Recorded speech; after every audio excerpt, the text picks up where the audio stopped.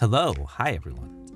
Welcome back to Woo Can Cook. My name is Wesley, and this is a show where we are slowly cooking our way through all of the food from my childhood. Today we're kicking off our newest series on this channel with a dive into the wonderful and wildly diverse array of stir-fries found in the frozen food aisle of Trader Joe's. Trader Joe's at its surface is essentially a pretty straightforward grocery store with a Tiki themed decor for whatever reason, because it's based on the Trader Vic's Tiki bar. In my experience here in the Bay Area, it's generally been defined by less than stellar produce with an above average array of pantry goods, and what I would describe as probably the best and most comprehensive frozen food aisle of any grocery store that I have ever been at. I'm not kidding when I say this, y'all. At various times throughout my early 20s, I have legitimately survived solely on the frozen food aisle of this grocery store. And more importantly, as this channel now stands at I think a little over 200 recipes, we have also made most of the dishes in the frozen food aisle from scratch. So today we'll be taste testing every single stir fry that I could get my hands on from my local Trader Joe's and giving each dish a semi-arbitrary ranking. Finally, just to keep things as fair as possible, our ranking today is going to be based on 4 different factors. Number 1 being how easy is the dish to cook and or reheat. 2, how well does it actually reheat. Number 3, how does the frozen dish compare to what the dish is intended to taste like when made from scratch. And finally, number 4, does it actually taste good? Okay, so let's get into it.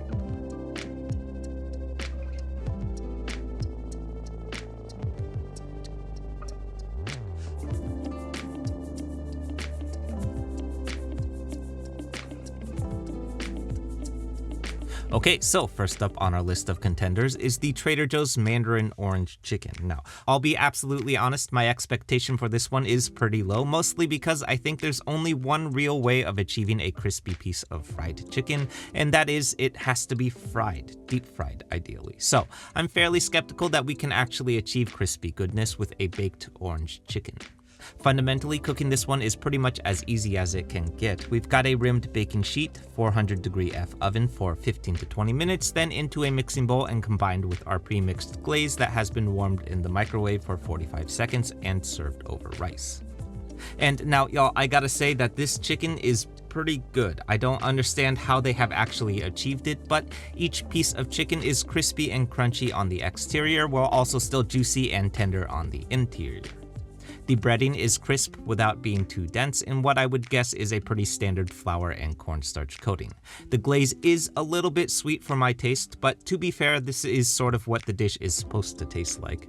That said, I am also a little bit more of a fan of the Woo Can Cook hot orange chicken that we did a few weeks back, which dials back these sugar elements in favor of a variety of heat and umami instead. But in any case, I don't know how they did this, but this is pretty fantastic orange chicken. I'm gonna give this a 9 out of 10, and I can't believe that I'm saying that, I know. Next up, this is the Trader Joe's Kung Pao Chicken. We've done a few different versions of this dish on the channel now, which I love to explore because Kung Pao Chicken is an excellent example of wok stir-fry timing fundamentals since it has so many different vegetables. Did I mention that we released a stir-fry fundamentals video last month? Oh, look at that. In any case, our frozen version is pre-packaged with separated but par-cooked ingredients, a bag of veggies, a bag of chicken thigh, peanuts, and sauce. These have been separated so that over on the stove, we can warm each ingredient up with separated timing, just like you would in a stir-fry. The problem that I'm foreseeing here already is that the chicken is chopped way larger than the veggies, so we're gonna end up with a really disproportionate bite. The sauce packet was also really tight too, so I did have to loosen this up a bit with some water or else it would have burned. Honestly, I had pretty high expectations for this one because I wasn't expecting the packaging to have addressed each ingredient separately, but I think this was a little bit disappointing though. The chicken chop was just way too large and the veggie chop was way too small, so it was just a really weird and erratic stir fry. On top of this, the sauce was really sweet, which is not a hallmark of Kung Pao chicken at all, so I have no idea why it would be this way. There's really no umami coming through at all, pretty much just honey and sugar on the palate. I'm gonna call this a 6 out of 10. Moving on. Next up here, this is the Trader Joe's chicken fried rice. I'll start by saying that I do have a pretty high expectation for this because I think fried rice can be frozen and reheated really easily. Half of the ingredients in it are frozen veggies anyway. That said, I do literally run a fried rice restaurant, so I think my expectations for fried rice are higher than most people. Reheating this is pretty much as easy as it can get. Everything is combined in one bag, so we're basically just tossing this into a wok until everything's warm. No cooking involved at all. I did this on a stovetop, but I actually think that we would have gotten pretty similar results in a microwave too, though, for whatever that's worth. All of this said, this was pretty disappointing. I don't know what's going on with this chicken, but it was still legitimately gray when I pulled it out of the wok, which I had to do because it was starting to burn. There's also this frozen scrambled egg stuff going on, which is very chalky and gross. I do think that the choice of frozen peas and carrots in this is a safe bet because it stir fries really easily. That said, there is another veggie going on here that I think is a bell pepper that just absolutely disintegrated in the reheat. And on top of this, this is pretty much the most bland and flavorless fried rice that I've ever had. I'll give this a 3 out of 10, and if you're looking for a better fried rice, we did a chicken and bacon fried rice from the Woo Can Cook menu with a crispy seared bottom and a sambal oelek sauce that runs circles around this frozen version and is also pretty easy to make too. Next up, this is the Trader Joe's beef and broccoli, which has also been broken apart into separated ingredients again, which I love. Beef and broccoli is a pretty straightforward stir fry, generally known to be fairly umami forward and savory. We did a version of this a few years back with a number of heat elements pushed to create a more rounded stir fry. The dish iconically uses flank steak that's most typically been velveted in baking soda to make it tender, then sauteed with either a broccoli spear or a par-cooked broccoli floret. I also talked more about the differences of these two things in the stir fry basics video too.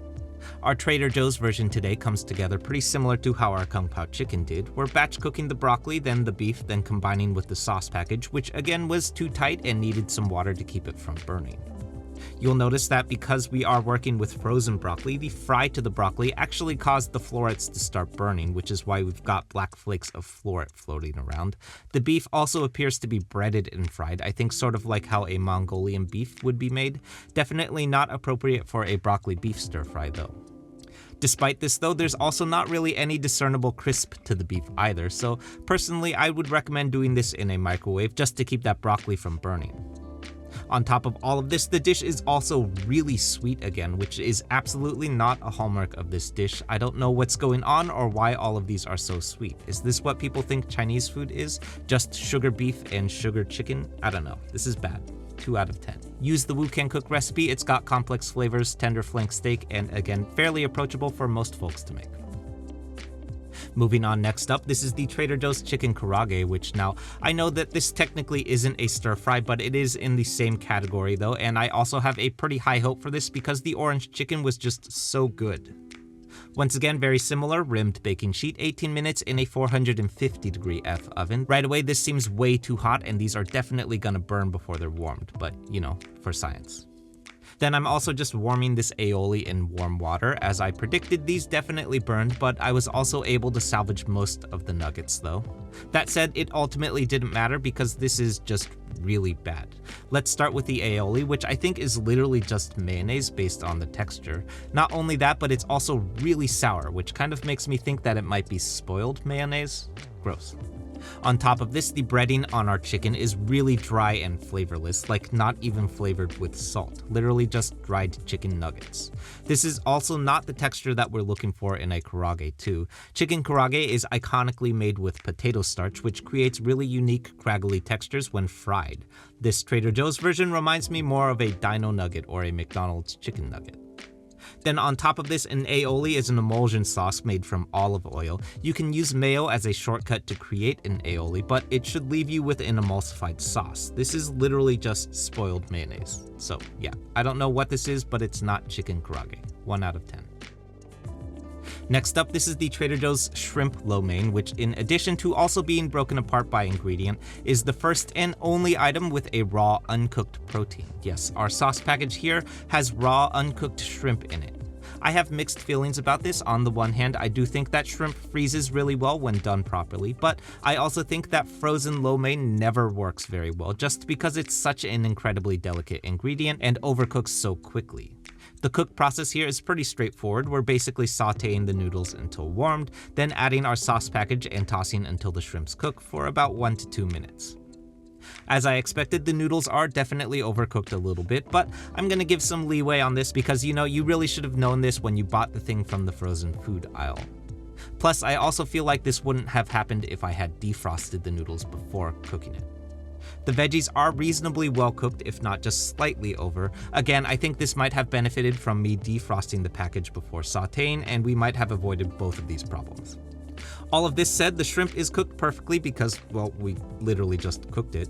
I do think that the sauce was a little overwhelmingly fishy, to the point that I really couldn't taste any discernible sign of ginger. But if you love shrimp though, I can see this being a solid choice. I'm gonna go with a 7 out of 10 here, but also mention that the crispy pork chow mein that we did a few months ago, which I also made using frozen lo mein, and is easily better than this. Alright, last up, our final contender of the evening. This is the Trader Joe's beef bulgogi. At a glance, I have pretty high hopes for this because it's not very complicated. Bulgogi is a pretty straightforward soy sauce and sugar-based marinade, iconically done with Asian pear. Everything is already cooked, so really I'm just reheating this in the wok, and I think I could have easily done this in the microwave and gotten the same results. Ultimately, as with pretty much everything else that we've had today, I do think that this was a little bit too sweet for my tastes, but I still think it's a pretty solid beef bulgogi though. The slice on the beef is razor thin with a fair amount of umami present too. I think it's an acceptable bulgogi despite being slightly sweet to my taste. Bulgogi is also pretty difficult to make because it requires a meat slicer to achieve these razor thin cuts. Pretty much every attempt I've made at beef bulgogi has yielded a slightly too thick piece of steak because I don't own a meat slicer. So, given how absolutely dead easy this is to reheat, I'm pretty impressed. This is a solid 8 out of 10. Finally, I also threw this in because it's just so popular on TikTok, and I know I can't do this video without trying the Trader Joe's Kimpbap. Kimpbap is not a complicated dish to make, it's literally just a rice roll with veggies and proteins in it. I do appreciate that this Trader Joe's version is dead simple to reheat. I'm literally just cutting it open and microwaving it, and it steams inside the packaging. I'm not going to give this a rating because it's not really a part of the categories that we're judging, but I will say that this is a pretty solid Kimpbap. Lots of flavor, soft and tender steamed rice, great for a quick snack, and reheatable in under 3 minutes. I don't think it's quite as phenomenal as TikTok has made it out to be, and I don't think it merits selling out immediately at every single Trader Joe's for the last year, but I do think it's pretty good though. That said, if you're here in the Bay Area, you can pretty much find a better quality kimbap at any Korean grocery store in the area. Okay, so that's it. These are our results. Do with it as you will. I know that the bar for frozen food is slightly lower because most of the time we're eating this stuff, it's with the approach of just get some food into my mouth right now, please. But that said, I do think that there are some items here to avoid that are worse than average, like this chicken karaage, and some that are above average. Honestly, y'all, orange chicken is shocking us all today. I don't know how that happened.